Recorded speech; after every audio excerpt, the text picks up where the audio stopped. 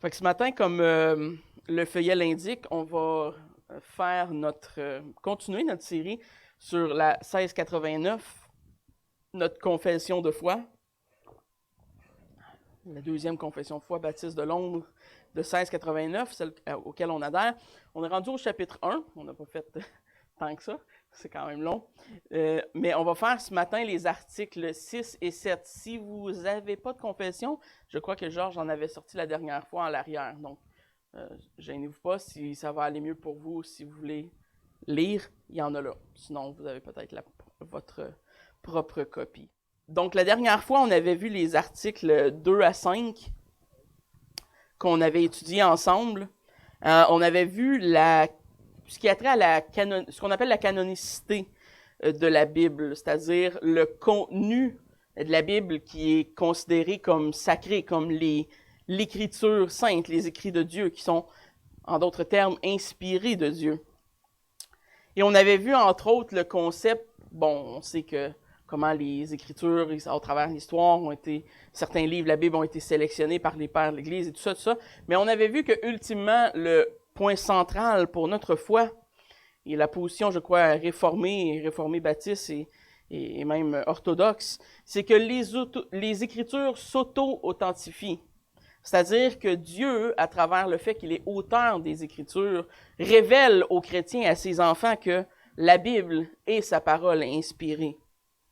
Et donc, on peut avoir toutes les preuves externes du monde entier.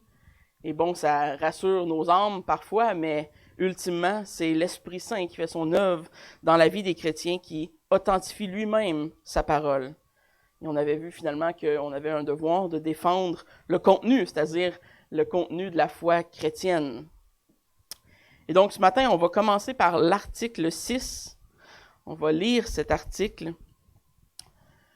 Tout le conseil de Dieu, c'est-à-dire toute chose nécessaire à la gloire de Dieu, au salut de l'homme, à la foi et à la vie, est ou bien expressément consigné dans les Écritures saintes, ou y est contenu de façon nécessaire. Rien à aucun moment ne peut lui être ajouté, ni par une nouvelle révélation de l'Esprit, ni par des traditions humaines. Nous reconnaissons cependant que l'illumination intérieure de l'Esprit de Dieu est nécessaire pour une compréhension salvifique de ce qui est révélé dans la parole. De plus, certains aspects du culte de Dieu et du gouvernement de l'Église, communs aux activités et aux sociétés humaines, doivent être établis selon la lumière naturelle et la sagesse chrétienne, dans le respect des principes généraux de la parole, qui doivent toujours être observés. Prions. Merci Seigneur pour ce temps que tu nous donnes ce matin pour étudier notre confession de foi, Seigneur. Éclaire-nous pour comprendre celle-ci, mais surtout pour comprendre les principes qui sont en arrière de celle-ci, Seigneur. Les principes qui ont poussé ces hommes à professer, à confesser, Seigneur, ces vérités. Que nous puissions les comprendre, nous aussi, à notre tour aujourd'hui. Que nous puissions, Seigneur, en être touchés et grandir, Seigneur, selon les préceptes qui sont bons et véritables pour toi dans ta parole. Nous voulons, Seigneur, porter une attention particulière à ta parole inspirée, à la Bible. Fais de nous des lecteurs et des auditeurs et des auditrices qui ouvrent leur cœur et leur intelligence, Seigneur. Fais-nous comprendre ces choses qui viennent de toi. Merci pour ta révélation, pour ta parole et pour ce que tu donnes à l'homme, Seigneur, dans celle-ci. Amen. Et donc, on retrouve dans l'article 6 et 7 qu'on va lire un petit peu plus tard, on retrouve l'expression « le conseil de Dieu ». Évidemment, on en comprend que le conseil de Dieu, tout le conseil de Dieu, c'est une référence aux Écritures saintes. La preuve, c'est que ça se retrouve dans le chapitre 1 qui parle des Écritures saintes, évidemment. Mais c'est une expression qui englobe certains concepts. L'expression elle-même, tout le conseil de Dieu, comprend quoi? Elle est décrite par l'article elle-même. C'est-à-dire la connaissance des choses spirituelles, toute connaissance nécessaire. Et c'est une façon un peu de synthétiser l'aspect de la connaissance, tout ce qui est nécessaire, tout le conseil de Dieu. Et cette première section, si on peut dire, parce qu'elle est comme en 2 blocs, en 2 paragraphes, là, l'article 6. Cette première section de l'article 6 pointe vers ce qui est ou ce qui n'est pas du conseil de Dieu. Elle nous fait comprendre la totalité de ce que Dieu veut révéler et faire connaître à l'homme, c'est-à-dire le contenu des Saintes Écritures. Et tout le conseil de Dieu est plus spécifiquement détaillé dans ces 4 sous-catégories qui nous sont données. Premièrement, la gloire de Dieu. Le conseil de Dieu comprend la gloire de Dieu, c'est-à-dire tout ce qui plaît à Dieu, tout ce qui ont rapport avec les attributs de Dieu, sa personne, sa nature, ses lois, ses commandements, tout ce qui a trait à Dieu lui-même et sa gloire. Deuxièmement, ça nous est dit que c'est ce qui a trait aussi au salut de l'homme, c'est-à-dire l'état spirituel de l'homme, la dépravation de l'homme, le péché, le besoin de l'homme d'être pardonné pour venir à un sauveur. Troisièmement, elle nous dit que ça a rapport avec la foi de l'homme. Qu'est-ce que la foi sinon l'espérance des choses qu'on ne voit pas? La foi de l'homme, c'est-à-dire l'espoir, l'espérance qui vient de Dieu, qui nous est donnée par Dieu et qui est nourrie par l'Esprit Saint qui habite le chrétien et qui non seulement nous convainc de l'inspiration des Écritures, mais nous fait aussi marcher en conséquence de ce qu'on lit dans les Écritures. Et quatrièmement, le conseil de Dieu inclut la vie de l'homme, et non le moindre. Parce que oui, Dieu est quand même concerné par la façon dont on vit, dont nos vies quotidiennes, qui peut sembler un peu plates des fois. On va au travail, on mange, on voit des amis, on fait des choses. Dieu se concerne de nos vies quotidiennes, de la vie de l'homme, de la pratique de la vie chrétienne et du modèle de foi que nous sommes et des modèles de foi que nous avons autour de nous aussi. Donc, tout le conseil de Dieu, ce sont toutes ces choses nécessaires à la gloire de Dieu, au salut de l'homme, à la foi et à la vie, à tous ces aspects de l'humanité ou de l'être humain. Et on voit aussi dans cet article, dans ce début d'article, cette première section, la clarté, ce qu'on pourrait appeler la clarté des Écritures saintes.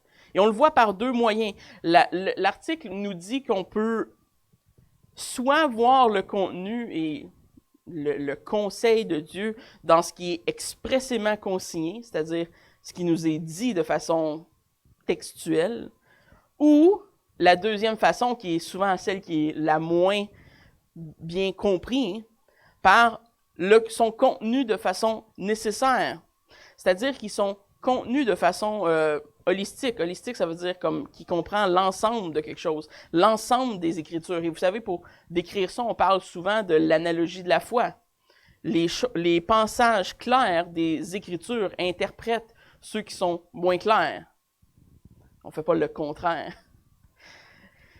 Et donc, parfois, on doit, dans les Écritures, faire ce qu'on appelle des inférences bonnes et nécessaires. C'est-à-dire que le texte ne nous dit pas textuellement « Voici Dieu le Père, Dieu le Père, le Fils et l'Esprit sont ce qu'on appelle la Trinité. » Vous ne trouverez jamais de verset comme ça dans la Bible parce qu'il n'existe pas. Donc, ce n'est pas une consigne qui est expressément, littéralement, vue dans la Bible, mais quand on regarde tout le contenu de façon générale, holistique, de la Bible et tous ses préceptes, on doit faire ce qu'on appelle une inférence bonne et nécessaire. On doit conclure avec tout le conseil de la Bible, toutes les Écritures saintes, qu'il y a ce concept de la Trinité qui est présente dans les Écritures. Et donc, c'est pour ça que j'ai de la misère des fois avec cette fameuse mentalité. S'il n'y a pas un texte précis pour prouver quelque chose, alors c'est pas vrai. Ben, on se tire dans le pied quand on pense comme ça, parce qu'il y a gros des choses dans la Bible qui ne nous sont pas expressément nécessairement dites, mais qui sont très claires quand on observe le contenu général et qu'on étudie. La Trinité étant un exemple très, très bon.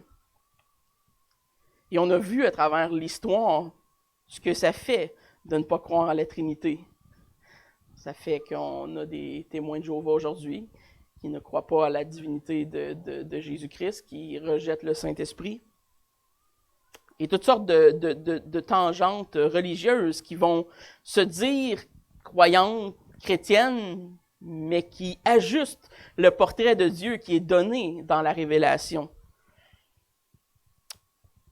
Et donc, c'est ce qu'on veut dire, c'est ce que l'article veut dire quand il dit que des choses sont soit expressément dites ou ils sont contenus de façon à ce qu'on peut les comprendre, mais de façon globale, elles ne sont pas nécessairement textuelles.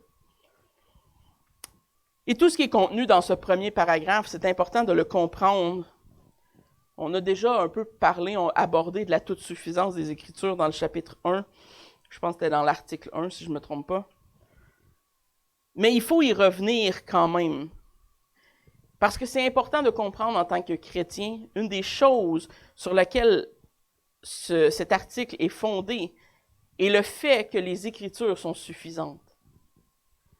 Il n'y a aucun sujet de nos vies, aucun choix que l'on peut faire, aucune situation dans laquelle on peut se retrouver qui sont amorales. C'est-à-dire qui ne sont pas morales, qui ne comportent aucune moralité. Tout ce que l'on va faire, ou dire, ou penser, ou choisir, comporte un élément de moralité. Et donc, Dieu a affaire avec tout ce qu'on fait. Et la Bible, soit expressément nous donne des choses et des conseils, des ordonnances et des lois, ou, de façon holistique, nous fait comprendre des concepts qu'on met souvent dans la sagesse générale. Mais toutes ces choses nous conduisent ultimement vers le principe que les Écritures sont suffisantes.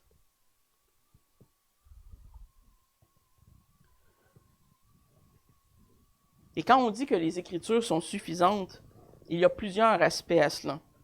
Premièrement, ça veut dire qu'on devrait obéir à ce qui nous est prescrit. Ce qui nous est prescrit, ce sont les lois morales. Les 10 commandements seraient un exemple parfait. Mais aussi, on doit obéir à ce qui nous est proscrit.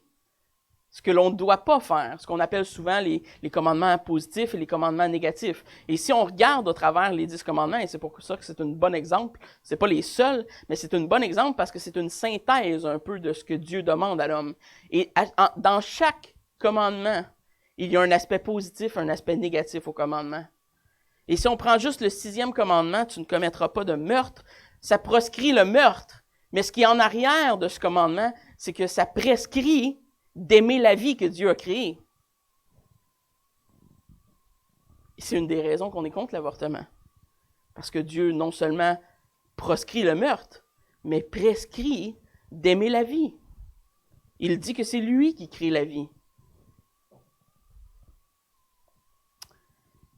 Et dans le reste des situations, parce qu'évidemment, on sait que tout n'est pas résolu par les 10 commandements, nos vies sont un petit peu plus complexes que ça,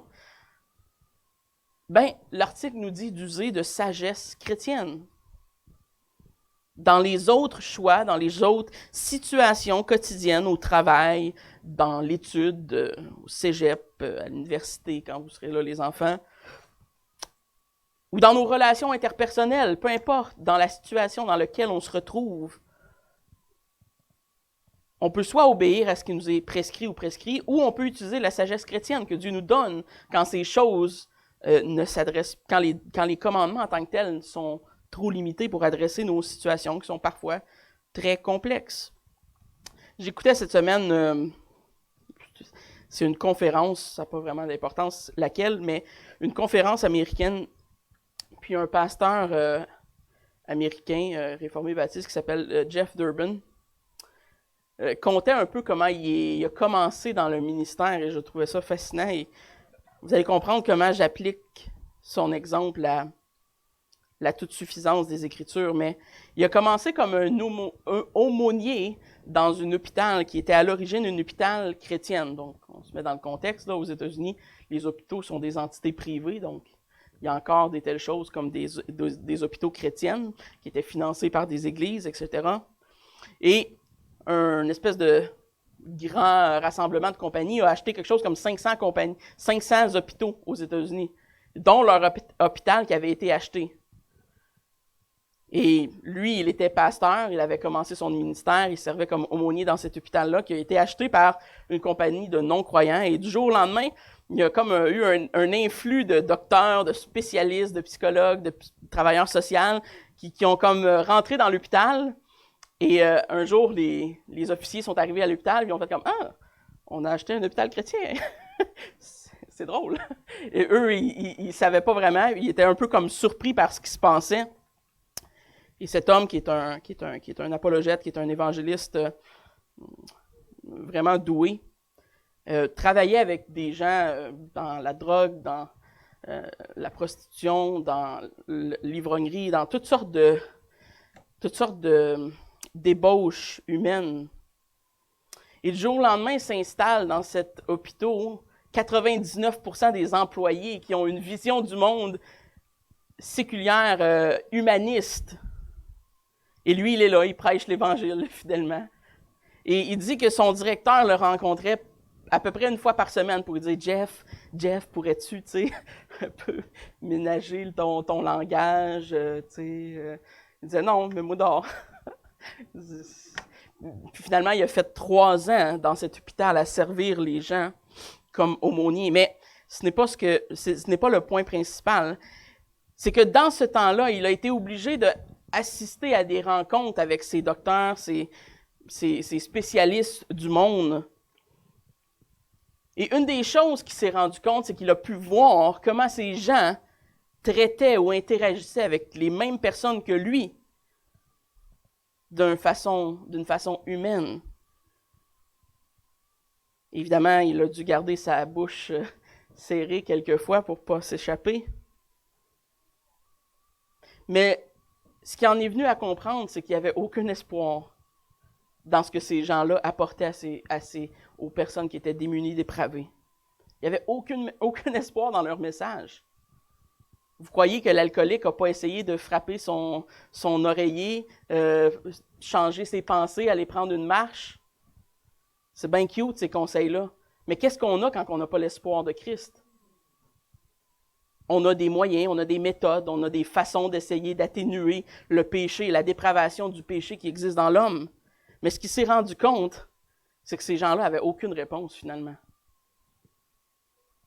Malgré tous leurs beaux diplômes, leurs belles habits, ils n'étaient pas outillés, comme les chrétiens le sont, pour servir ces gens-là.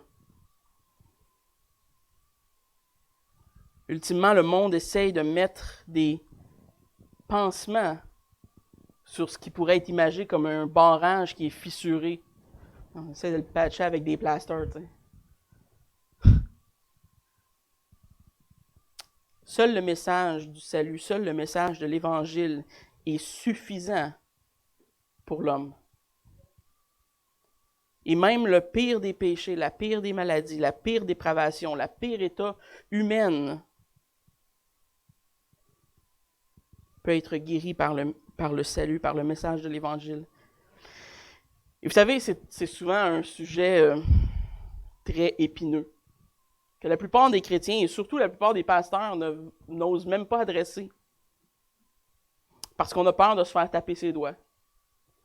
On a peur de se faire taper ses doigts par un monde qui nous dit de plus en plus que les spécialistes sont la réponse à l'humanité et à la dépravation humaine. Mais je veux vous dire ce matin que le jour où je ne croirai plus que Dieu peut sauver des gens et agir à travers la maladie mentale, la dépression, la drogue et toute autre forme de dépravation humaine, je vais cesser d'être pasteur. Parce que c'est exactement à ces gens-là que le message de l'Évangile s'adresse. Il faut impérativement prêcher un message d'espoir qui s'adresse à ceux qui sont dans un besoin profond de recevoir le pardon de leurs péchés, parce qu'ils sont au cœur de la misère humaine. Et si Dieu ne peut pas sortir un pécheur de sa misère, on est aussi bien d'arrêter de venir à l'Église. L'Évangile, le salut de Christ peut sauver la vie et arracher les hommes du péché. Et si on concède aux spécialistes de ce monde la puissance de restaurer l'âme d'une personne à travers leur travail, alors on fait essentiellement d'eux des idoles. Ils deviennent ceux qui sont responsables de restaurer l'humanité. Quand la Bible nous dit très bien que la parole de Dieu est suffisante et que l'Évangile peut faire ce travail-là. Notez bien ce que je dis ce matin. Évidemment, je sais qu'il y a une bonne chance que mes propos pourraient être pris hors contexte et utilisés à tort, mais je ne dis pas que ces gens et que leur travail n'ont aucune place dans nos vies, qu'ils sont mal, qu'ils sont péchés. J'ai absolument rien dit de cela. Dieu peut très bien utiliser le travail de ces gens, peut très bien utiliser le travail des docteurs, des psychologues, des travailleurs sociaux. Ils peuvent avoir des bonnes idées, ils peuvent être utiles pour notre avancement en tant que chrétiens, pour suivre des gens qui ont des problèmes. Mais ultimement, ils ne peuvent pas sauver leur âme. Ils ne peuvent pas offrir d'espoir à ces gens-là. Et si on met notre espoir dans le travail de ces gens-là, l'humanité déchue est vouée à l'enfer. C'est l'Évangile qui est suffisante. Donc, faisons attention de ne pas remplacer notre foi par de faux espoirs que ce monde nous offre au travers des méthodes qui sont peut-être bien, mais qui sont inadéquates, qui ne sont pas complètes. Dieu a besoin d'être au centre de ces choses-là. Et donc, ces passages de l'article 6 se basent sur ce concept de la suffisance des Écritures. L'important, c'est de croire et de prêcher que la parole de Dieu est suffisante pour tout. Pour tout. Le conseil de Dieu est suffisant pour tout. Pour ce qui a trait à la gloire, à la vie de l'homme, à la vie de l'Église, pour tout. Alors oui, au risque d'être mal compris, puis au risque d'être cité comme une espèce d'extrémiste religieux, je crois que la foi chrétienne et le salut que Dieu offre aux hommes est suffisante. Et les vérités de sa parole sont suffisantes. Et il donne l'espoir à ceux qui n'en ont pas.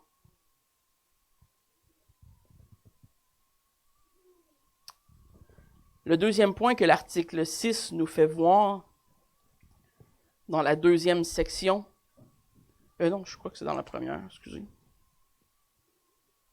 Oui, la fin du premier paragraphe. Rien, à aucun moment ne peut lui être ajouté, ni par une nouvelle révélation de l'Esprit, ni par des traditions humaines. Donc, ce que ça sous-entend, c'est que cette fondation, ces Écritures saintes, sont scellées. C'est souvent ce qu'on appelle par l'expression théologique que le canon est fermé. Il est conclu. Et on en a déjà parlé un petit peu, mais je vais revenir brièvement sur le concept. Dans Galates 1, versets 6 à 9, on lit ceci. Galates 1, 6 à 9.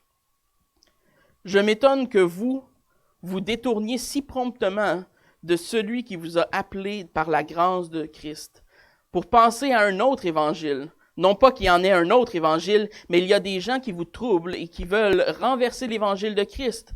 Mais quand nous-mêmes, quand un ange du ciel annoncerait un autre évangile que celui que nous vous avons prêché, qu'il soit anathème. Nous l'avons dit précédemment et je le répète à cette heure, si quelqu'un vous annonce un autre évangile que celui que vous avez reçu, qu'il soit anathème. L'Écriture seule est notre autorité en matière de révélation. Si on veut savoir ce que Dieu donne à l'homme, ce que Dieu demande, ce que Dieu dit, ce que Dieu veut, ce que Dieu ne veut pas, on va voir dans les Écritures. On va voir là où Dieu s'est révélé. Et ce que notre article nous dit ce matin, c'est qu'il n'y a plus de nouvelle révélation qui est donnée à l'homme. Pourquoi?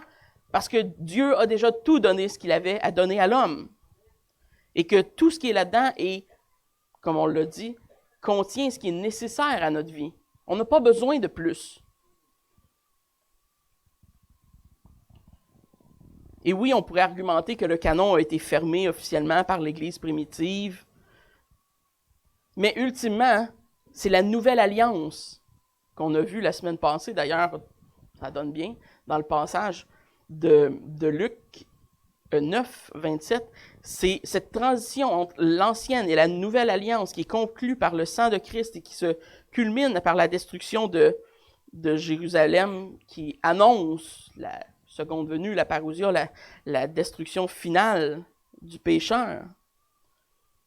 Et donc, cette nouvelle alliance scelle la révélation. On n'a plus besoin de nouvelles révélations parce qu'une nouvelle alliance de grâce parfaite, intemporelle, éternelle nous a été donnée.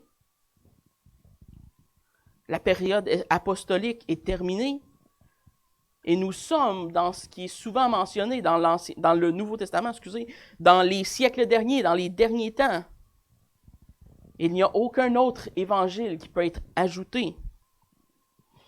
Et quelles sont quelques applications concrètes de ce que l'article 6 nous dit?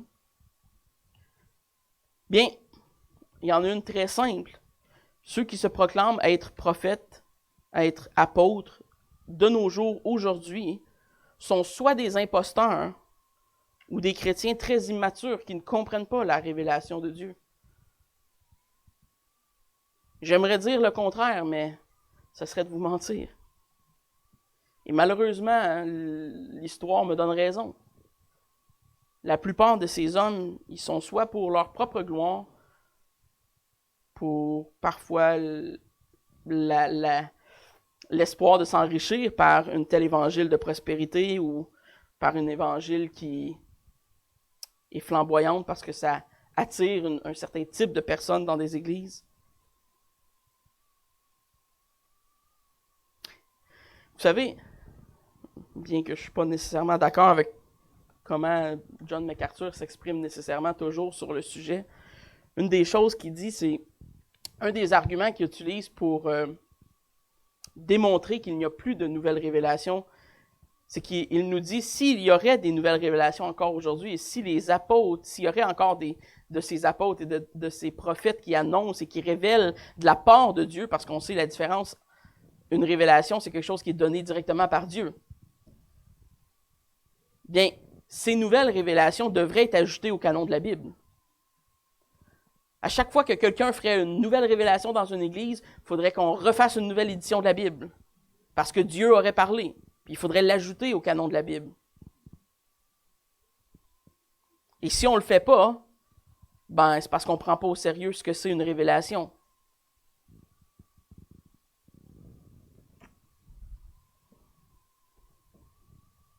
Les révélations sont des textes sacrés qui sont gardés par l'Église, duquel l'Église est le pilier, le gardien.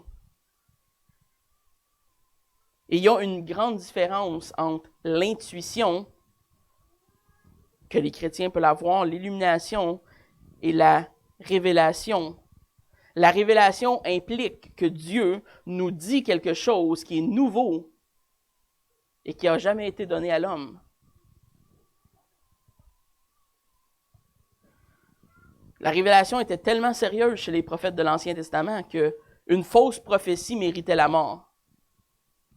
Je ne vois pas grand prophète moderne se faire mettre à mort, moi. Parce qu'on ne prend pas au sérieux ce que c'est une révélation. On fait juste dire des choses, on a des émotions, on pense que notre intuition, c'est la parole de Dieu qui nous parle, mais c'est une forme de manipulation émotionnelle. La révélation divine, elle est autoritaire et elle est éternelle. Si Dieu donne quelque chose, c'est sa parole et elle ne change pas. Donc, faisons très attention à ces gens qui se proclament prophètes et apôtres.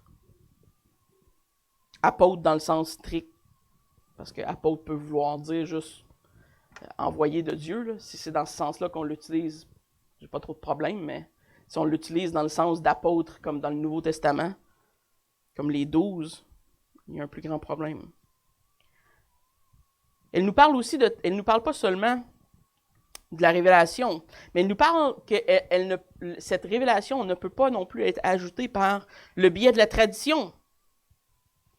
Et si vous connaissez un petit peu votre doctrine catholique romaine, vous savez exactement à quoi ça fait référence. C'est qu'à travers l'histoire, les catholiques romains, l'Église catholique romaine, s'est fait sa tradition comme étant une source d'autorité. Donc, dans la théologie catholique romaine, il y a deux façons d'avoir un décret autoritaire. Soit que c'est par la parole de Dieu ou par la tradition de l'Église qu'il l'accepte ainsi. Donc, si le pape dit quelque chose, c'est autoritaire, à cause que leur tradition est autoritaire. Évidemment, il y a un grand problème avec ça, c'est que le concept d'une autorité à travers l'Église n'est jamais véhiculé dans le Nouveau Testament. Donc, en partant, on a un problème avec ce concept-là en général. Donc, la tradition peut être bonne. On a des traditions ici qui sont excellentes. Mais ça doit être des traditions qui sont soumises à l'autorité de la parole. Et non pas qui embarquent par-dessus et qui ont l'autorité d'inventer de nouvelles révélations ou de nouvelles interprétations. L'Église, comme on l'a vu la semaine passée, est gardienne de la vérité. Elle n'est pas créatrice de la vérité. Elle n'a pas l'autorité d'inventer de nouvelles vérités. Donc, nous sommes avertis ce matin de prendre au sérieux que cette révélation qui nous est donnée dans la parole de Dieu, dans la Bible, dans ce contenu sacré, et tout ce que nous avons besoin est suffisant pour la vie chrétienne.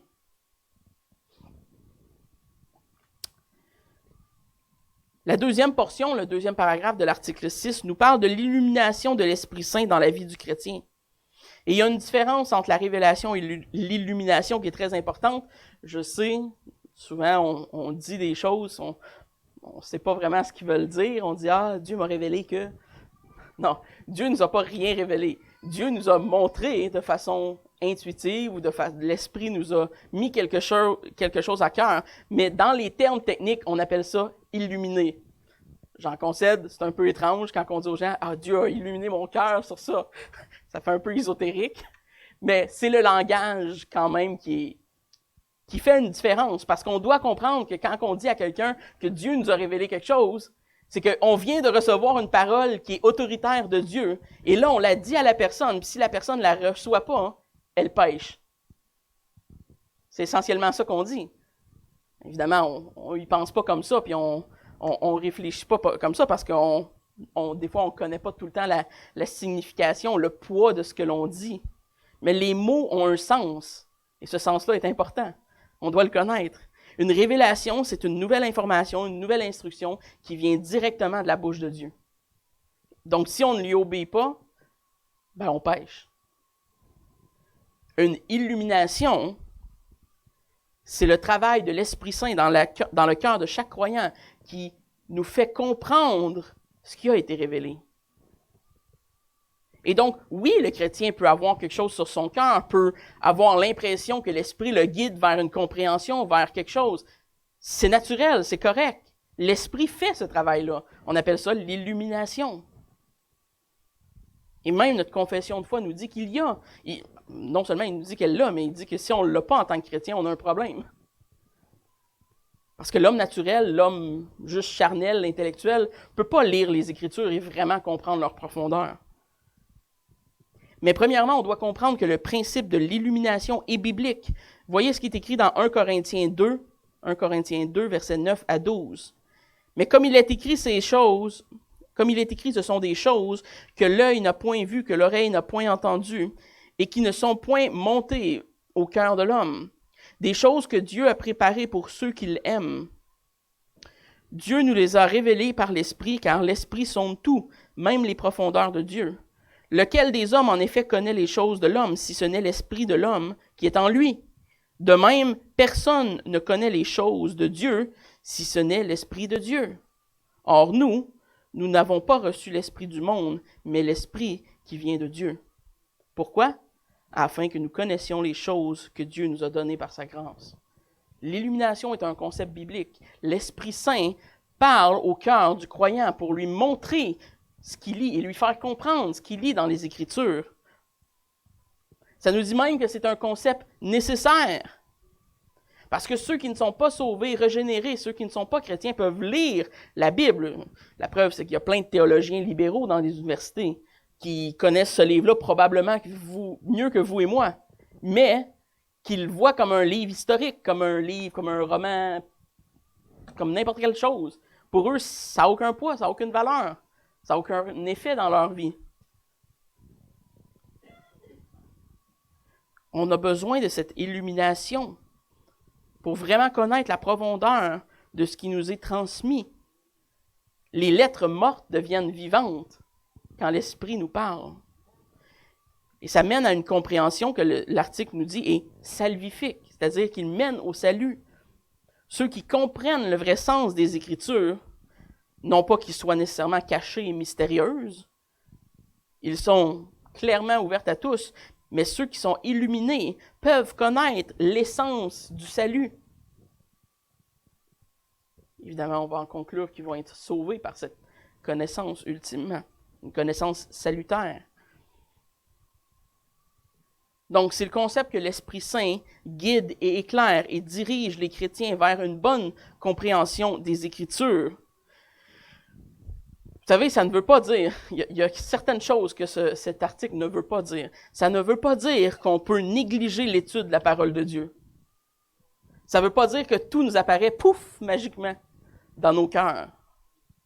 L'illumination de l'Esprit est jamais dans le Nouveau Testament mis en opposition avec l'intelligence que Dieu donne à l'homme. Être chrétien, ce n'est pas être stupide. OK? On a le droit de réfléchir avec notre cerveau, d'étudier les textes de la Bible avec notre tête. La foi est pas la foi là, c'est pas un exercice qui demande tout sauf notre cerveau. Ça demande tout et notre cerveau. Et l'illumination ne veut pas dire que tous les croyants vont avoir la même interprétation de tous les mêmes textes. Mais je crois sincèrement que ça signifie que ceux qui cherchent la vérité et qui sont dirigés par ce même Esprit Saint vont finir au travers de cette recherche par arriver à des conclusions similaires. Je crois que l'unité est bâtie par une bonne doctrine. Et c'est le contraire de ce que vous entendez partout dans le monde évangélique.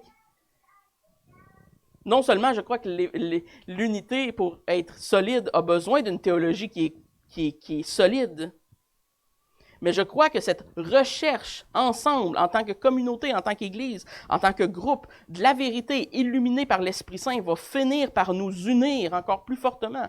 Parce que l'Esprit Saint nous guide vers la vérité, pas plus loin.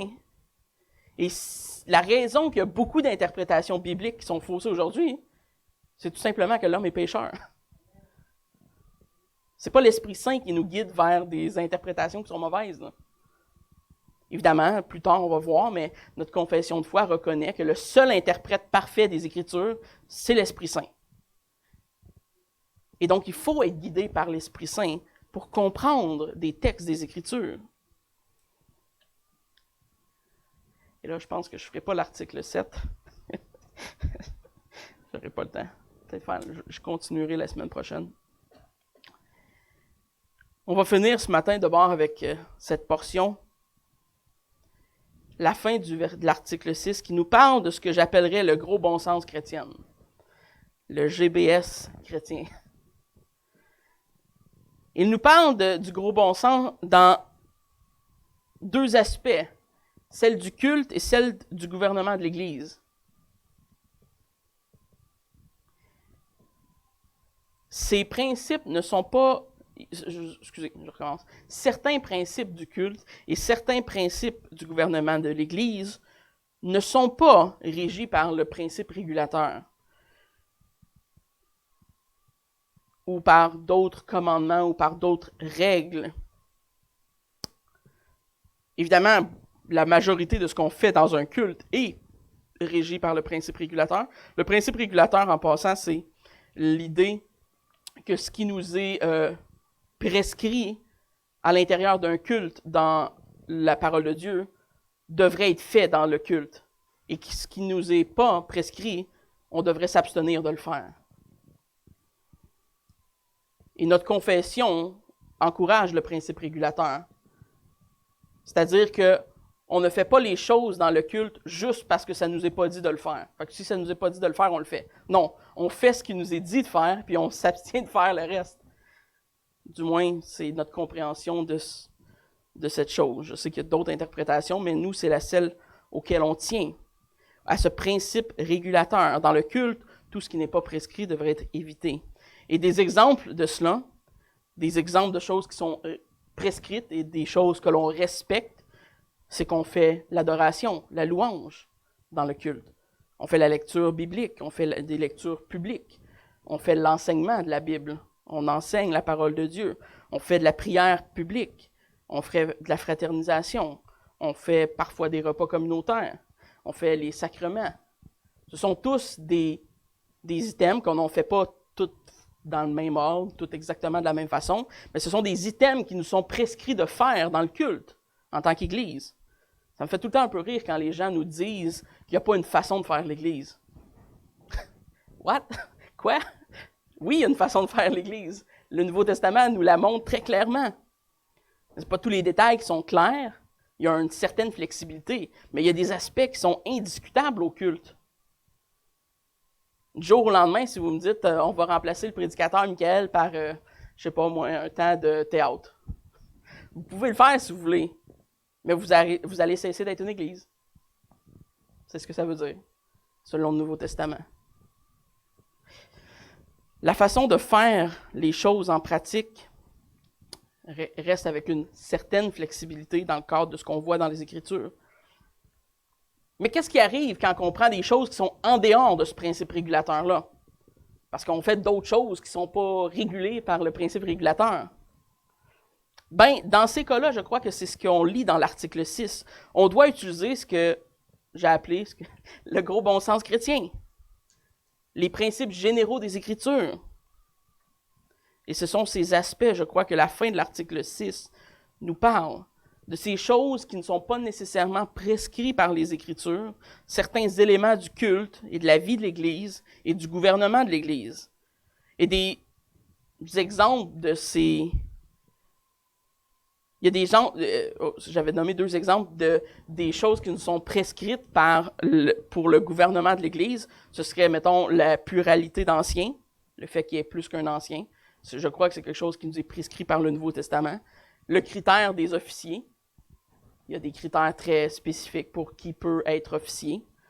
Donc, ce seraient des exemples de des choses qui sont régies par le principe régulateur. Mais cependant, tout n'est pas régi par ce principe. Et dans certains aspects du culte et de l'Église locale, on doit référer au domaine du gros bon sens, au domaine de ce que Dieu nous donne comme sagesse. Et j'aime la façon dont c'est décrit. Ça nous dit... De plus, certains aspects du culte de Dieu et du gouvernement de l'Église communs aux activités et aux sociétés humaines. Il y a certains aspects des choses qu'on fait qui sont communs à n'importe quelle organisation.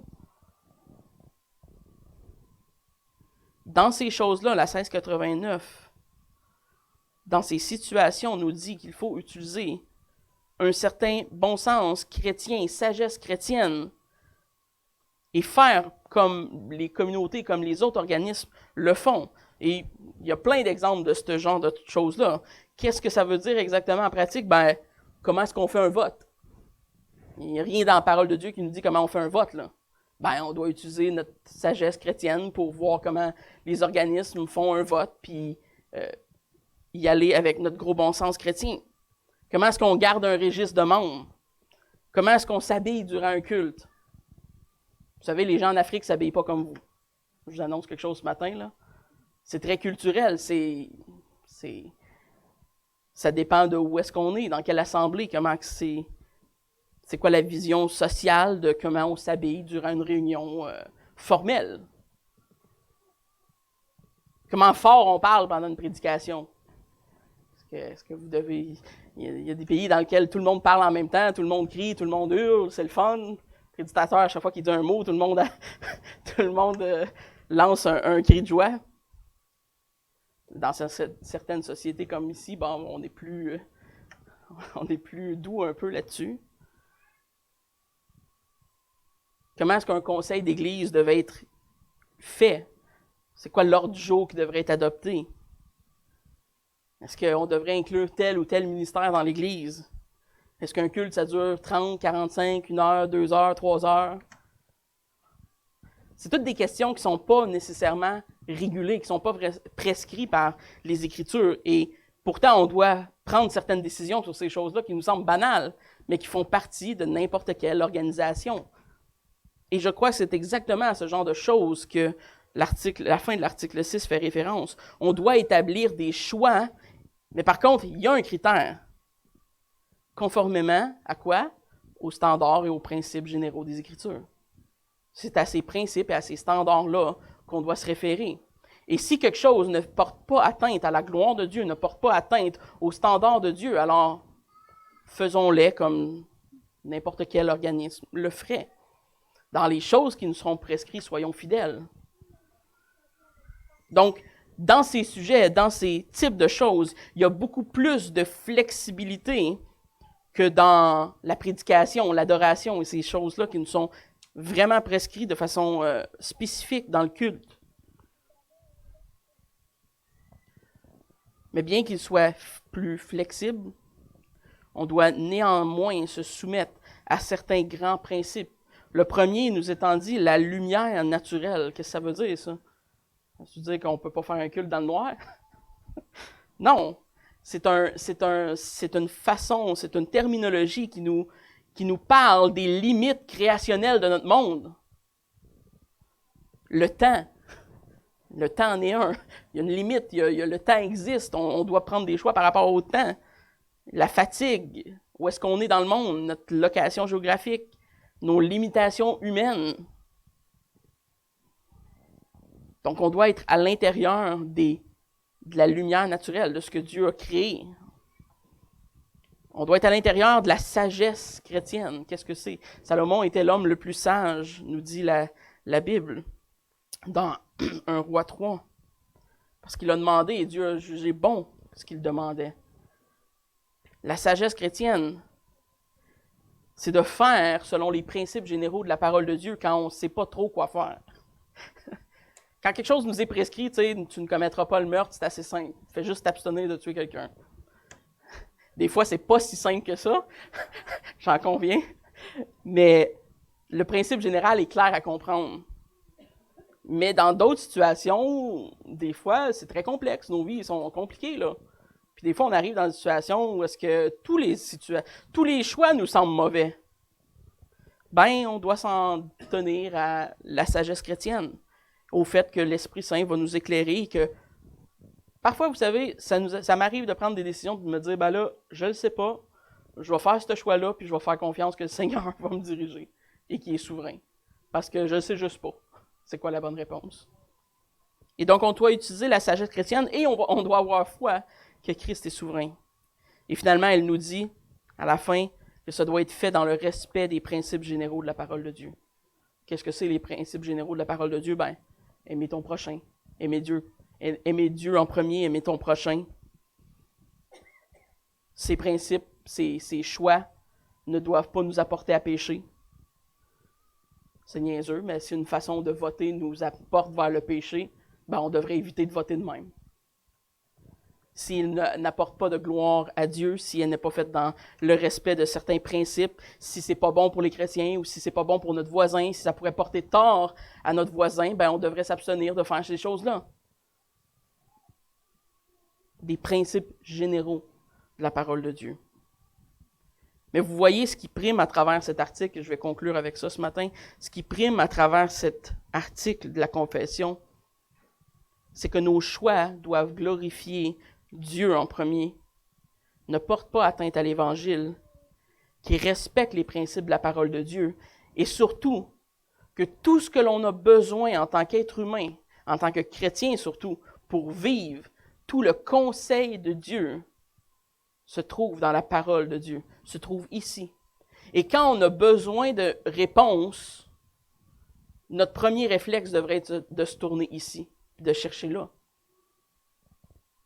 Et bien que les spécialistes, bien que les gens du monde, bien que nos amis dans le monde peuvent avoir des éléments qui vont nous aider, Dieu devrait être notre premier réflexe. Et Dieu est celui qui nous donne espoir. Et Dieu est celui qui peut guérir la misère humaine. Prions. Merci Seigneur pour ce temps que tu nous as donné ce matin. Merci parce que nous reconnaissons que, Seigneur, l'espoir nous vient de toi. Tu es notre seul espoir. Tu es le seul espoir, Seigneur, de ceux qui sont perdus, de ceux qui sont tellement profonds, Seigneur, dans le péché et la dépravation, qui n'ont aucun espoir de s'en sortir eux-mêmes. Merci parce que tu viens sauver des pécheurs à la croix. Nous étions de ces pécheurs. Seigneur, donne-nous l'amour et la patience nécessaires pour proclamer l'Évangile, Seigneur, de cette façon. À des gens, Seigneur, qui sont autour de nous, dans le monde, dans la misère. Parfois, Seigneur, combien nous sommes faibles et combien nous sommes prompts à juger, Seigneur, ces gens qui sont dans la misère, en oubliant, Seigneur, que cette misère était la nôtre. Donne-nous, Seigneur, compassion, amour et tendresse et patience pour ces gens. Fais de nos bouches, Seigneur, des instruments d'espoir pour l'humanité. Amen.